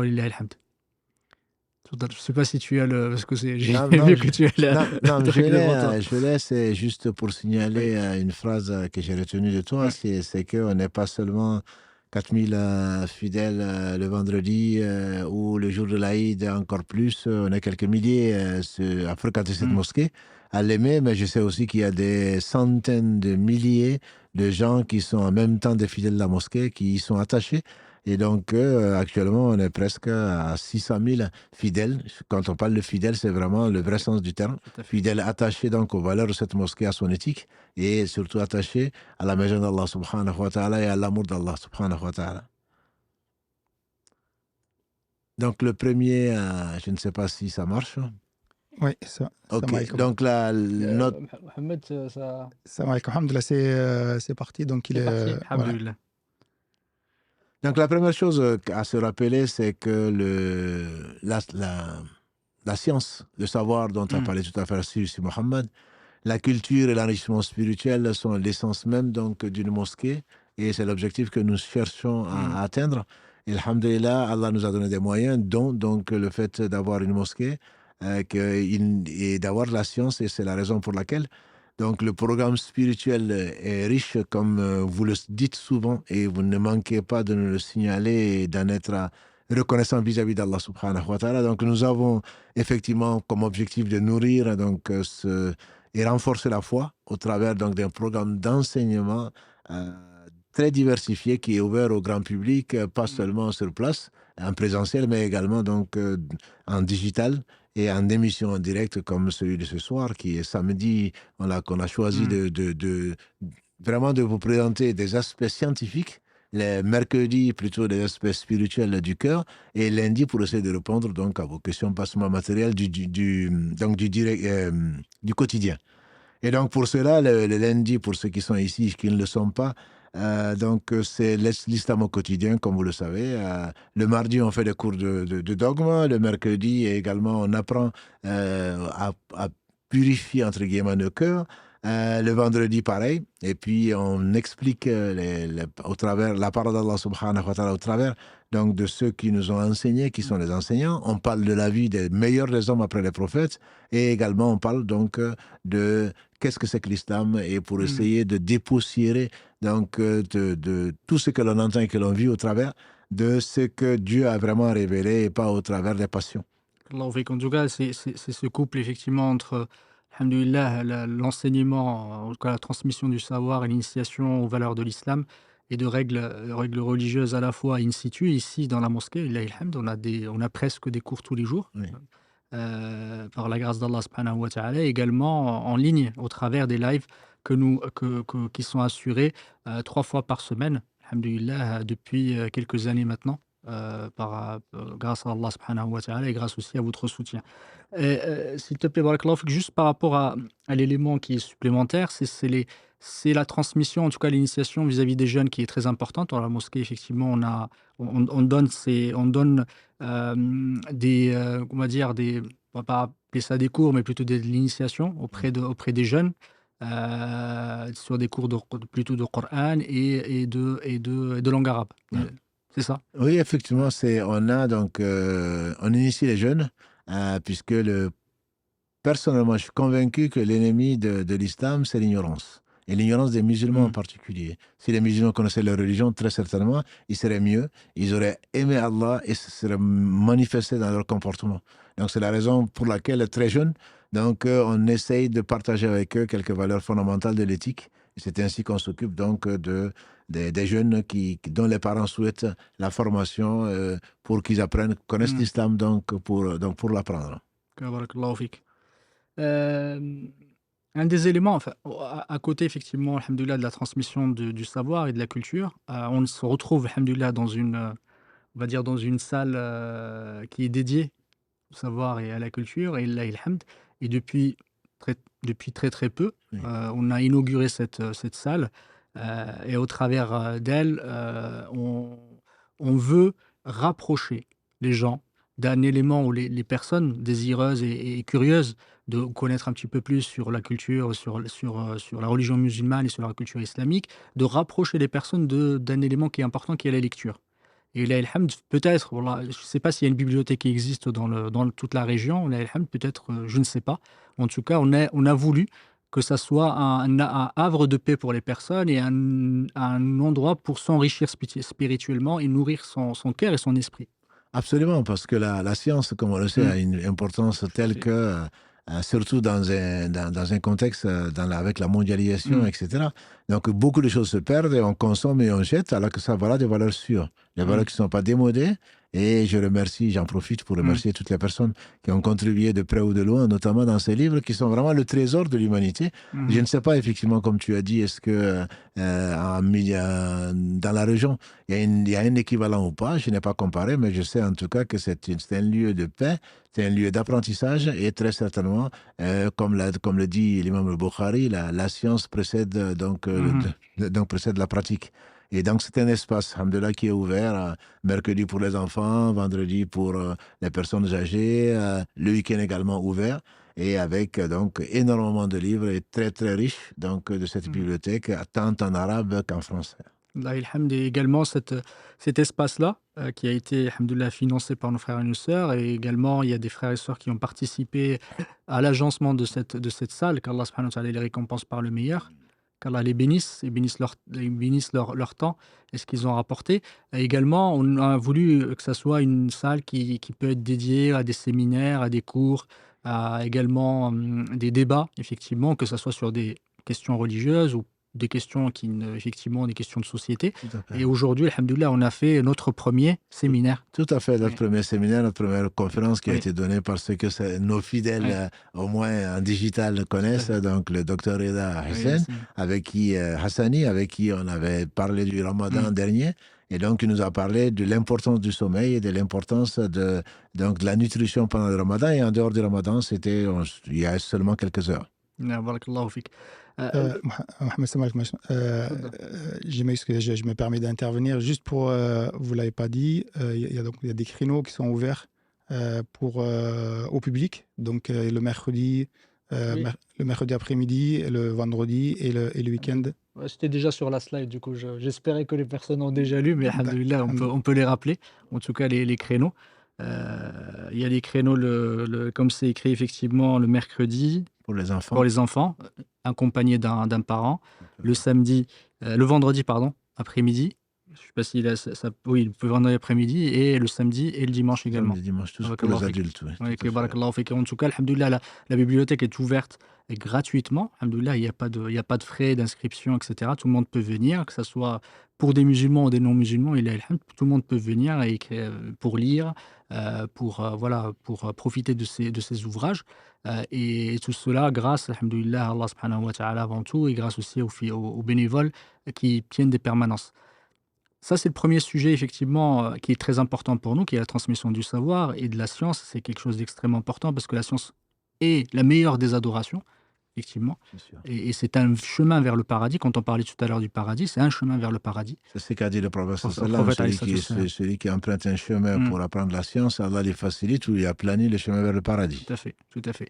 L'autre élément important qu'on souhaite mettre en œuvre et qu'on souhaite caractériser, qui fait partie des grands principes de l'islam, c'est la solidarité et l'entraide. Et au travers de cela, alhamdoulilah, on est en partenariat avec une association dans la région qui s'appelle Oumma 31, avec laquelle on travaille. Non, Oumma 31, c'est une association de jeunes sœurs et frères donc, qui viennent en aide aux plus démunis, effectivement, qui distribuent pas seulement la zakat al-fitra aux nécessiteux, aux différentes familles, qui les prennent en charge psychologiquement, mais surtout matériellement. Il y a des sans-abri, même en France, contrairement à ce que les gens peuvent penser en Afrique ou ailleurs. Il y a des sans-abri, il y a des gens qui dorment dans des voitures ou dehors, même en plein hiver. C'est ce qu'on appelle les SDF, donc ils n'ont pas de domicile fixe. Et donc, ces frères et sœurs, pour Allah subhanahu wa ta'ala, parcourent la ville et tout ce qu'ils peuvent, donc en récoltant les sadaqat, les dons des uns et des autres, et les transforment donc en joie au travers des familles. Barakallahu fik. Et alhamdoulilah, l'année dernière, effectivement, on a lancé des campagnes de dons pour les plus démunis entre nous et les plus en difficulté. que ce soit en France ou à l'étranger, effectivement, lors de quelques catastrophes, avec catastrophes, car Allah subhanahu wa ta'ala, c'est Allah subhanahu wa ta'ala qui décide de ce qu'il veut, mais qui ont été touchés. Et on est venu, alhamdoulilah, pour apporter un soutien, que ce soit pour nos frères et nos sœurs en Libye, au Maroc, Et plus dernièrement en en Palestine. Palestine, barakallahu fik. Ça, c'est dans le cadre général Tout de à la fait, coordination, tout à fait. donc qui est une association à laquelle la mosquée participe activement, donc dans le siège d'ailleurs de la mosquée. Donc d'une dizaine de mosquées de la région de Toulouse qui viennent en aide, et donc on fait des opérations de récolte et notamment de solidarité avec, quand il y a eu le séisme au Maroc, le séisme en Libye, et avant la Syrie et la Turquie, et là plus récemment, et vivent dans leur chair, donc le peuple palestinien, et la coordination dans ces mosquées a pu récolter 100 000 euros que nous avons confiés donc à des organisations humanitaires, et sur place, et nous avons la preuve que ceci a été distribué. Alhamdoulilah, on a fait aussi, on a réitéré cette deuxième année, l'année dernière, une campagne de don du sang en partenariat avec l'EFS, l'établissement français du Effectivement, sang. l'établissement du sang, le français du sang, parce que, comme l'a dit le professeur Salam, c'est fait comme la solidarité, tout bien qui est fait à un être vivant est une sadaqa. Donc, il n'y a pas de distinction. Et c'est pour cela que Allah subhanahu wa ta'ala nous dit que celui qui sauve une vie, c'est comme s'il avait sauvé l'humanité entière. Dans la sourate 5, verset 32, c'est ce qui nous a amené donc à participer à la collecte de dons, et donc qui a mobilisé beaucoup de frères, beaucoup de sœurs, et bien sûr que c'est gratuit, et on espère d'Allah subhanahu wa ta'ala la récompense. Barakallahu fik. Et je ferai juste un focus sur une des opérations importantes qui met en lumière cette solidarité. C'est la campagne justement qu'on fait et qu'on réitère cette année, dans le Ramadan, c'est les repas qu'on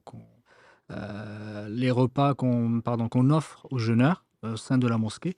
L'année dernière, si tu peux nous rappeler les chiffres, barakallahu fik, Effectivement, on a pu offrir, et nous ne sommes pas les seuls, mais nous avons pu participer donc à offrir ici à près de 5000 iftar, donc plus exactement 4930, donc au travers de l'engagement presque d'une quarantaine de bénévoles. Il faut savoir qu'on a près de 150 bénévoles, répartis dans différents pôles, tant médical, juridique, que d'un point de vue accueil, sécurité, entretien et le reste. Donc, c'est des gens dévoués qu'à la récompense par le meilleur.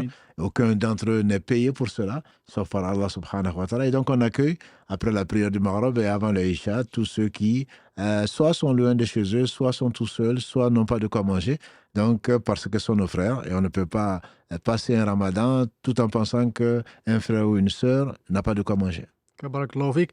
Et effectivement, c'est très très important. Et imaginez le ajr, imaginez la récompense qu'il y a derrière. On en a parlé la semaine dernière. Celui qui jeûne, effectivement, celui qui aide son frère et qui lui fait à rompre son jeûne et qui lui offre quelque chose pour rompre son jeûne, même si c'est une date, hein, il a la récompense justement de jeûneur sans que ça amoindrit à la récompense de son frère au jeûneur. Du coup, imaginez les 5000, effectivement, alhamdoulilah, les frères qui ont participé, qui ont donné.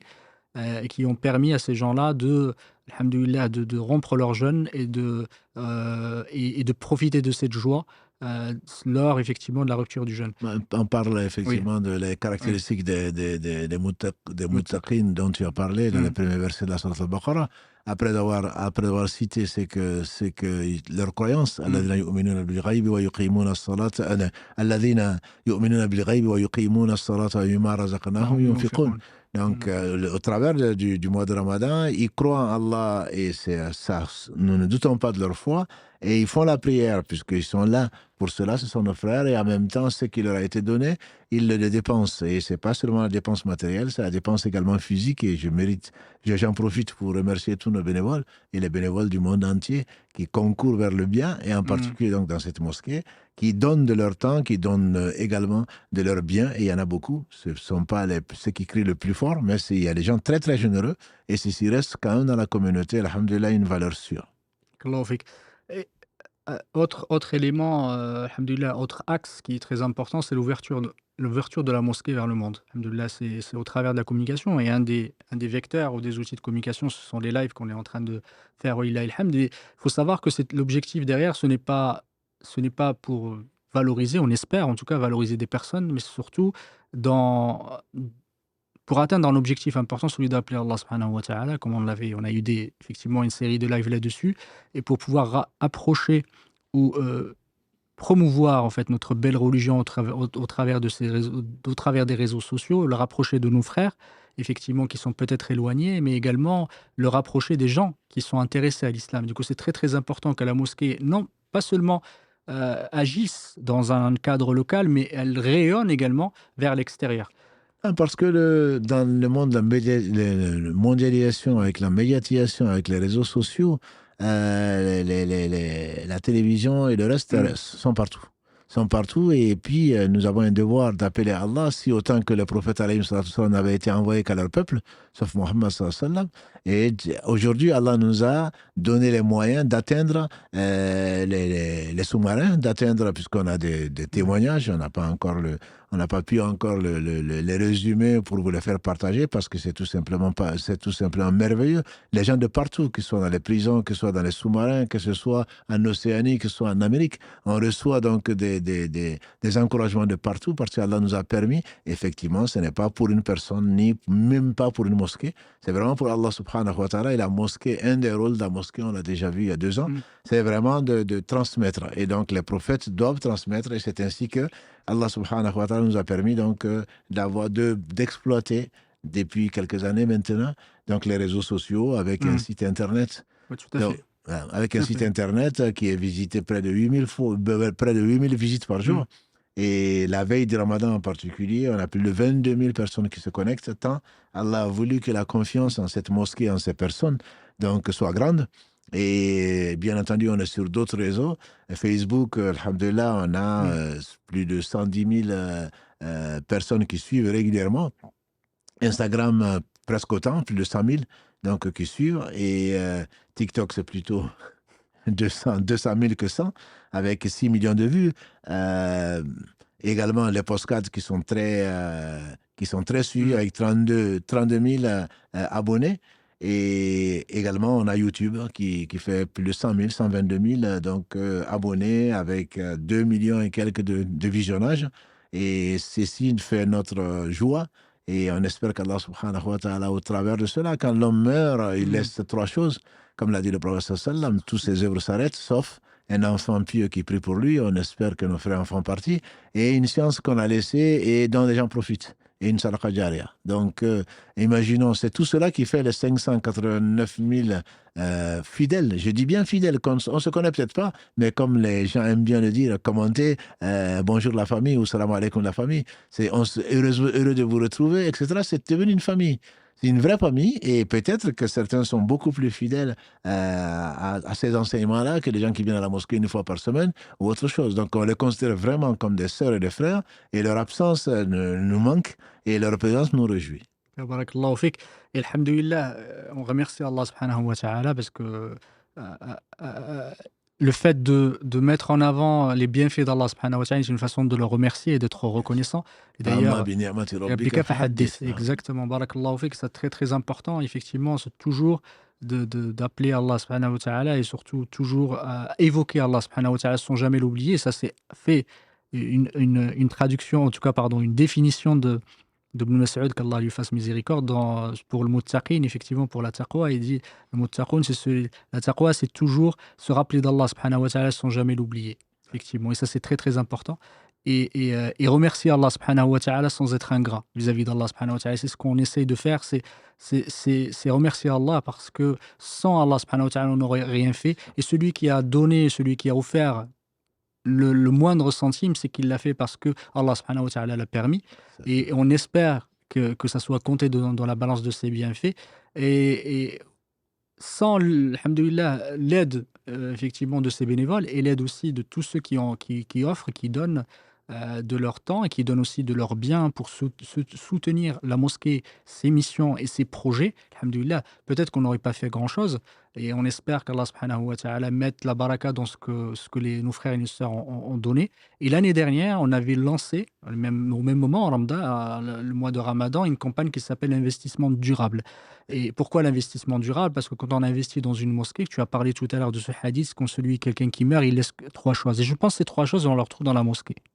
Parce que effectivement, l'enfant pieux, alhamdoulilah, c'est au travers de la mosquée qu'on va l'initier, qu'on va le rapprocher de sa religion, qui va devenir pieux. La science, alhamdoulilah, c'est au travers de la mosquée, de la salle, de cette salle, des cours, effectivement, de la transmission du savoir qu'on fait également. Et la sadaqa jariya, c'est l'essence même de la mosquée, parce que c'est un waqf, effectivement, c'est quelque chose qu'on donne fils sabilillah, qu'on donne à Allah subhanahu wa ta'ala, qui ne peut plus ni être vendu, ni être offert, etc., qu'on laisse, et tous les bienfaits sont offerts à la communauté.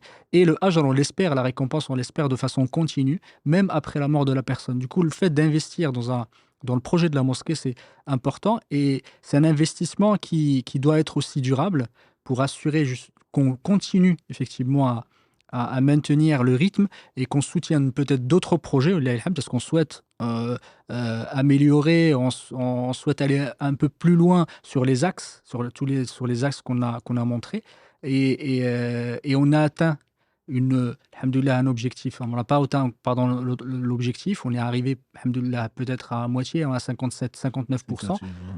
On est à 1201 une personne. Et je voulais juste que tu nous parles justement de cet objectif qu'on souhaite peut-être atteindre pour continuer, alhamdoulilah, à faire rayonner cette maison d'Allah subhanahu wa ta'ala. Effectivement, l'investissement durable, on a lancé le Ramadan dernier, et l'objectif était ambitieux, et moi j'aime bien l'ambition. Donc on voulait 2000 donateurs donnant 20 euros tous les mois, ou plus d'ailleurs.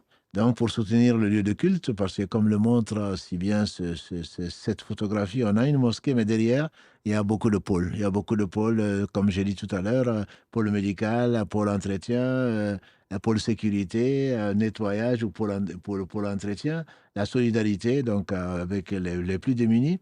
Et également, on a des projets et des enseignements qui coûtent, alhamdoulilah, et on n'a aucune subvention d'aucun pays. Je dis et je le réitère, et sans crainte d'être démenti, ni de personnes particulières qui viennent soutenir la mosquée, ni aucun pays. Donc, que ce soit du Golfe ou que ce soit de l'État français ou d'ailleurs, aucun sou. Donc, nous sommes indépendants, et nous sommes fiers. C'est ce qui caractérise d'ailleurs cette mosquée depuis 40 ans en tout cas. Et donc, c'est par vos dons, c'est par votre soutien et votre confiance qui n'ont pas de prix, que nous continuons, alhamdulillah, à cheminer dans la droite ligne qu'Allah nous a tracée, subhanahu wa ta'ala, à savoir donc le faire connaître et le faire aimer. Et par conséquent, donc de ceux-là, des 2000 donateurs qu'on voulait atteindre, il ne nous reste plus que 799. Donc, pour atteindre cet objectif noble qu'on avait fixé il y a un an.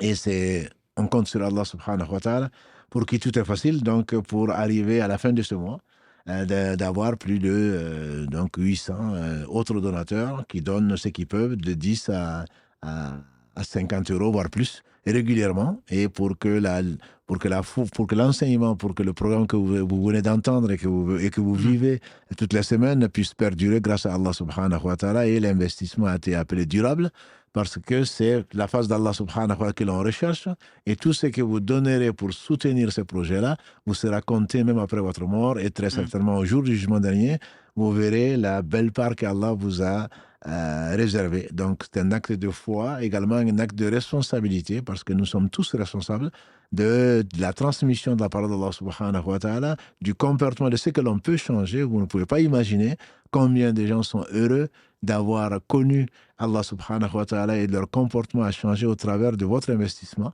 même si on n'en est pas conscient. Donc c'est pour cela qu'on remercie d'ailleurs tous les donateurs, comme tu l'as dit, si Mohamed, tous les donateurs de France comme d'ailleurs.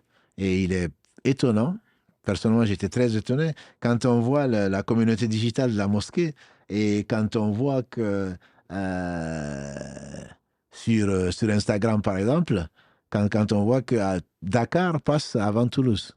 Voilà. Bon, c'est pas les plus riches, ils ne sont pas connus pour être très riches, mais néanmoins, donc parmi les followers, on a 7,7% à Dakar. Sur Facebook, c'est plutôt Abidjan.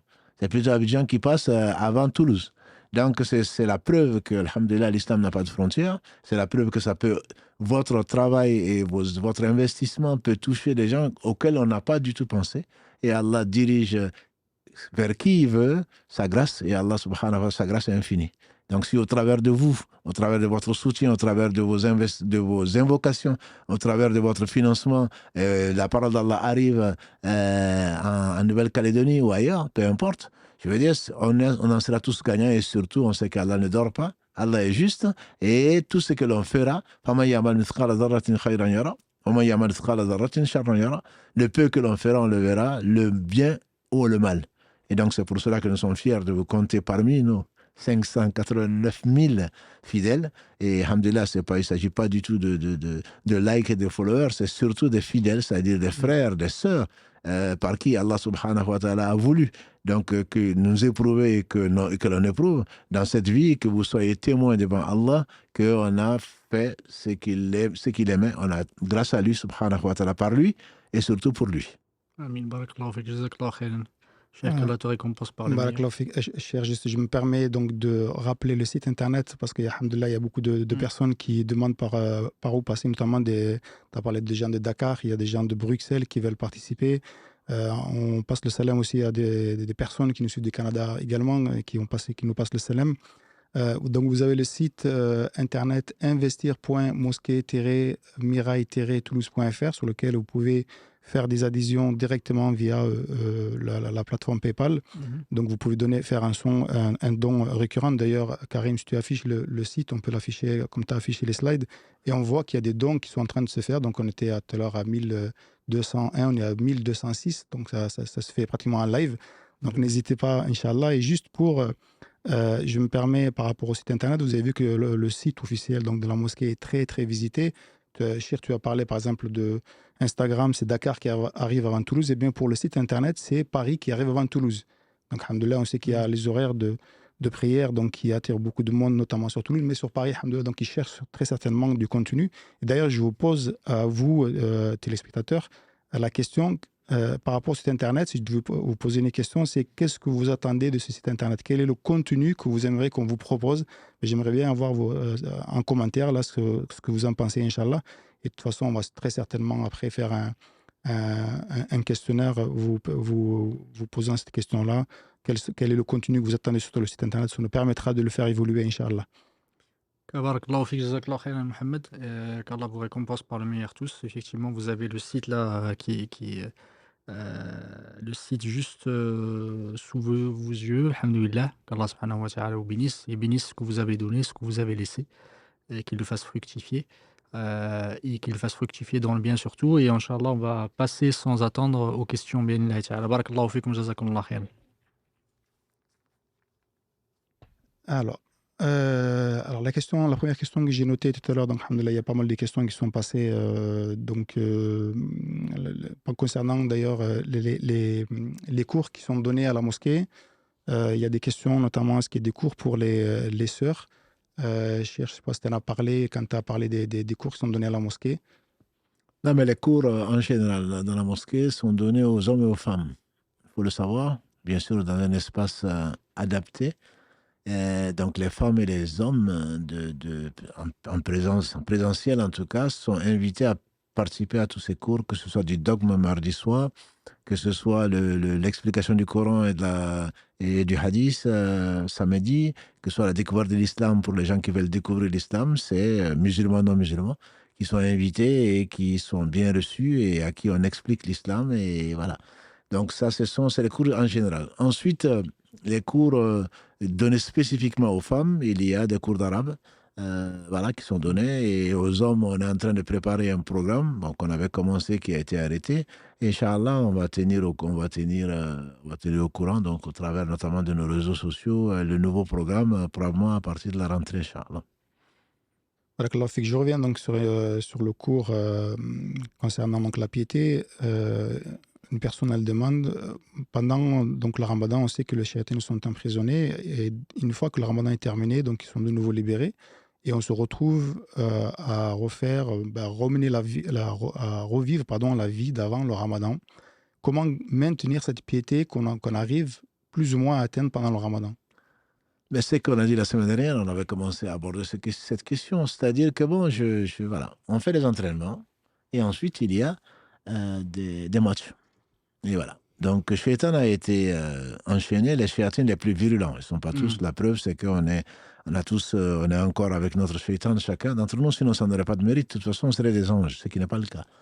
Donc, le fait d'avoir pratiquer pendant un mois les œuvres qui doivent amener vers la piété, Allah nous met sur le terrain, en pratique. On a des TP, on a des travaux pratiques.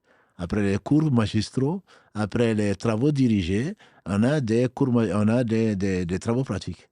C'est qu'une fois Ramadan passé, est-ce que ça prie ou pas? Est-ce que c'était qu'un vernis? Est-ce que c'était que faim et soif? Est-ce que c'était que veiller? Ou est-ce que, pour maintenir, les sportifs de haut niveau, forcément, même quand il n'y a pas match, même quand ils sont en vacances, s'entraînent. Et donc, est-ce qu'on va continuer à jeûner les 6 jours de Shawwal? Est-ce qu'on va continuer à jeûner les 3 jours blancs? Est-ce qu'on va continuer à jeûner lundi et jeudi? Et surtout, est-ce qu'on va avoir ce comportement de piété qui doit ce n'est pas un mot, la piété. C'est pas qu'un mot, je veux dire. Comme Allah le dit, la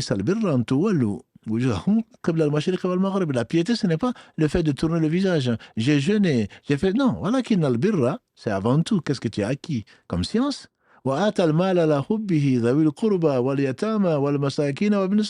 Et donner, alors qu'on aime l'argent, le donner donc aux proches, aux miséreux, aux pauvres, etc., etc. Et ceux qui tiennent leurs engagements quand ils sont engagés. Donc jusqu'à la fin, et Allah dit c'est la fin du verset 177. Voilà ceux qui ont été sincères. Donc ça, tu le vois comment? Après le Ramadan. Pendant le Ramadan, alhamdoulilah, ils sont effectivement enchaînés. Et bon, on s'aime bien, on patiente, mais après. Donc c'est une école de piété. Est-ce qu'elle va vraiment te donner un diplôme? Si ce diplôme-là, c'est un comportement. Sortant du Ramadan, et on le verra probablement en faisant le bilan, Inch'Allah, sortant du Ramadan, est-ce que maintenant tu es déterminé à profiter de ce qu'Allah t'a enseigné comme moyen? Est-ce que tu vas les conserver, tu vas les multiplier, tu vas les renouveler, tu vas être plus pieux qu'avant le Ramadan ou pendant le Ramadan? Voilà, donc il n'y a pas de secret. Il n'y a pas de secret, il faut être sincère. Quand on est sincère, Allah subhanahu wa ta'ala te donne ce qu'il faut. Si après Ramadan, au moindre conflit, tu te mets à devenir grossier, au moindre conflit, tu te mets à ne pas respecter les uns et aux autres, c'est que ton Ramadan, la piété n'était qu'un vernis. Et donc Allah nous met à l'épreuve et on le prie. Il reste encore, alhamdulillah, plus de 15 jours. On le prie de nous accorder encore plus de piété et de... Qu'est-ce qu'il dit Allah subhanahu wa ta'ala? La meilleure des provisions que tu prends dans ce bas monde, la meilleure des provisions pour le Hajj, la meilleure des provisions, c'est la piété.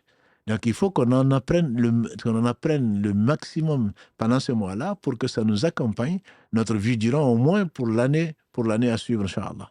Et c'est la raison pour laquelle c'est là où on verra. C'est là où on verra vraiment si vraiment on a été sincère, et c'est là où la piété va se manifester, Inch'Allah.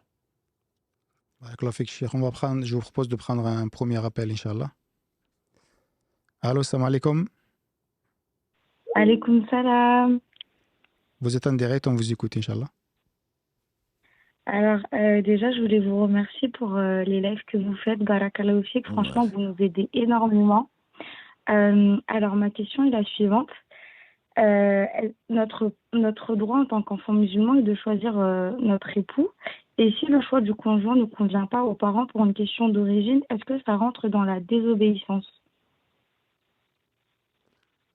Je laisse à Mohamed d'habitude. Je laisse à Mohamed d'habitude pour dire que c'était sur le sujet et que lundi, tu pourras reposer la question. Voilà, parce que là, c'est vraiment sur la piété, à moins que tu parles de piété filiale. On peut aussi le détourner comme ça. Si c'est pour la piété filiale, je répondrai, Inch'Allah, à cette question, mais Mohamed ne l'a pas rappelé, mais ce n'est que sur le sujet. Et les autres questions, Inch'Allah, qui sont très importantes, sont l'islam au quotidien, c'est plutôt lundi, Inch'Allah, après, donc lundi 22h30. Donc pour cette question, pour ne pas te décevoir, ma soeur, les parents doivent être pieux. Quand on est pieux, on craint Allah, on aime le meilleur pour ses enfants et pour soi-même, pour tout un chacun. Donc les parents n'ont pas. C'est pas parce que Allah nous a dit d'être excellents avec père et mère qu'ils ont tous les droits. Au contraire, ils doivent eux aussi ils ont des devoirs et donc ils ne doivent pas refuser.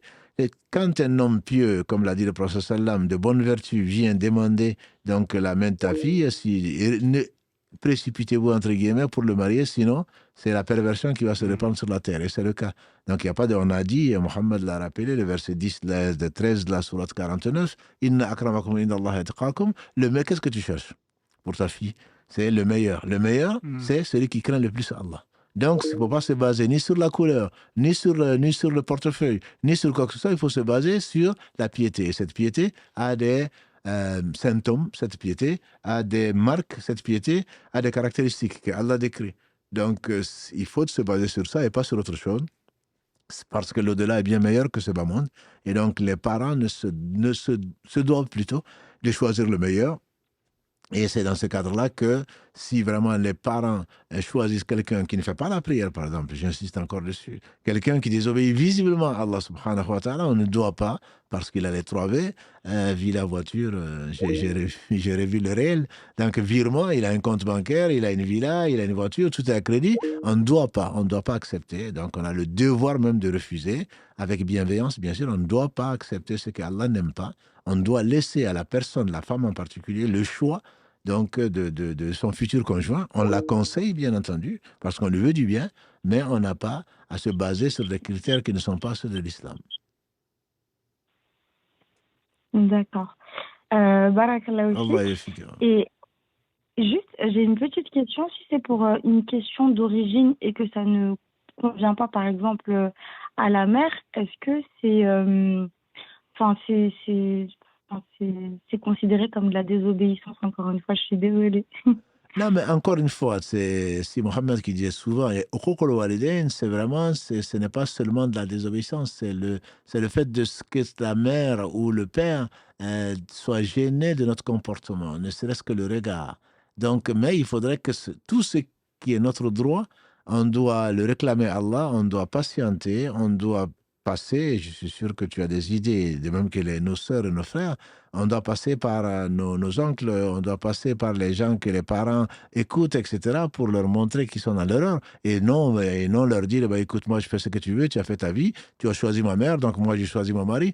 Non, je pense qu'il faut être vraiment excellent d'un point de vue comportement vis-à-vis de tout, notamment vis-à-vis des pères et mères. Donc il faut vraiment passer par étudier tous les moyens pour essayer de les convaincre, patienter et prier beaucoup à Allah subhanahu wa ta'ala. Et ensuite, si effectivement les parents nous amènent à choisir une autre voie que celle d'Allah subhanahu wa ta'ala, on ne doit pas accepter cela dans la mesure où Allah nous dit que s'il nous amenait à lui associer quoi que ce soit, on ne doit pas accepter, mais tout en restant bienveillant vis-à-vis d'eux. Voilà. Donc, il ne faut pas non plus. Il y a un qui est venu hier soir après la prière, il m'a dit le Ramadan dernier, j'étais déprimé, j'étais venu, et puis je voulais épouser une fille qui était d'une autre couleur, et puis mes parents ne voulaient pas, et puis tu m'as dit, il faut patienter, etc. Et là, je viens avec le sourire parce que la personne dont j'étais fou amoureux, elle n'était pas du tout ce que je pensais. Un an après, il est venu comme ça, je lui ai dit, je suis heureux de te revoir épanoui. Parce que les parents l'ont conseillé, et les parents lui ont dit, non, c'est pas à cause de sa couleur. C'est pas à cause de sa couleur, parce qu'on a vu en celle-là ce qui ne correspond pas à ce qu'on souhaitait pour toi. Et ce n'est qu'un an après, en gros, qu'il a réalisé ça. Donc, quand on est jeune, on veut on pense que tout le monde est pieux, et on l'espère plutôt. Surtout, on est amoureux fou, et donc, on est capable de faire des choix qui ne sont pas du tout raisonnables. C'est la raison pour laquelle il faut faire attention. Et je ne parle pas de désobéissance, mais ça, c'est souvent, on n'a que les yeux pour pleurer parce qu'on a fait le mauvais choix. Parce que l'homme se présente, la femme se présente, souvent, les deux se présentent dans leur meilleure apparence. Alors qu'en réalité, le fond n'est pas vraiment ce que l'on doit rechercher. Et il se peut que Allah, au travers du refus, ou en tout cas de l'obstacle que peuvent représenter les parents, il se peut qu'il y ait un grand bien derrière. Donc, on est souvent jeune, on est rarement sage, mais il faut réfléchir et patienter et prier Allah et demander conseil. Et Allah ne fait que le meilleur. Voilà. Donc, il ne faut pas penser que parce que mes parents sont contre, ils ont des mauvaises raisons. Oui, parce que nous, on n'a pas de raison. On n'a pas la raison, carrément. On n'a pas de raison. On n'a pas la raison. Donc, il faut vraiment faire attention à ne pas penser que le choix qu'on a fait à 20 ans, à 25 ans, c'est le meilleur des choix. Donc, il ne faudrait pas être prétentieux. Il faudrait savoir ce que l'on veut, faire son enquête, patienter, demander à Allah, et Allah ne fait que le meilleur. Barakallahu fik, ma sœur. Alhamdoulilah, vous avez droit à 2 questions, on va dire, qui n'étaient pas dans le sujet. Donc, je n'avais pas entendu. J'étais en train de lire pendant qu'elle posait la question, c'est pour ça. Alhamdulillah. Alhamdoulilah. Alors, je n'ai pas forcément aussi d'autres questions sur le sujet en écrit. Donc, alhamdoulilah, il est déjà minuit passé. Je pense qu'on va s'arrêter là si vous le souhaitez. Je vous Inch'Allah. laisse terminer, Inch'Allah. Inch'Allah, barakallahu fikum, qu'Allah vous récompense par le meilleur et qu'Allah subhanahu wa ta'ala nous accorde la sincérité dans les paroles et dans les actes et qu'il nous fasse bénéficier de cette science et qu'il nous inspire de la pratiquer et de la mettre en œuvre et qu'il nous amène et qu'il nous facilite un chemin vers le paradis. Qu'Allah subhanahu wa ta'ala, amin ya Rabb. Barakallahu fik, Cheikh, de nous avoir accompagnés. Et je remercie les frères Karim et Mohamed. Barakallahu fikum. Subhanakallahumma wa bihamdika ashhadu an la ilaha illa anta astaghfiruka wa atubu ilayk. Subhana rabbika rabbil izzati amma yasifun wa salamun ala al-mursalin walhamdulillahi rabbil alamin.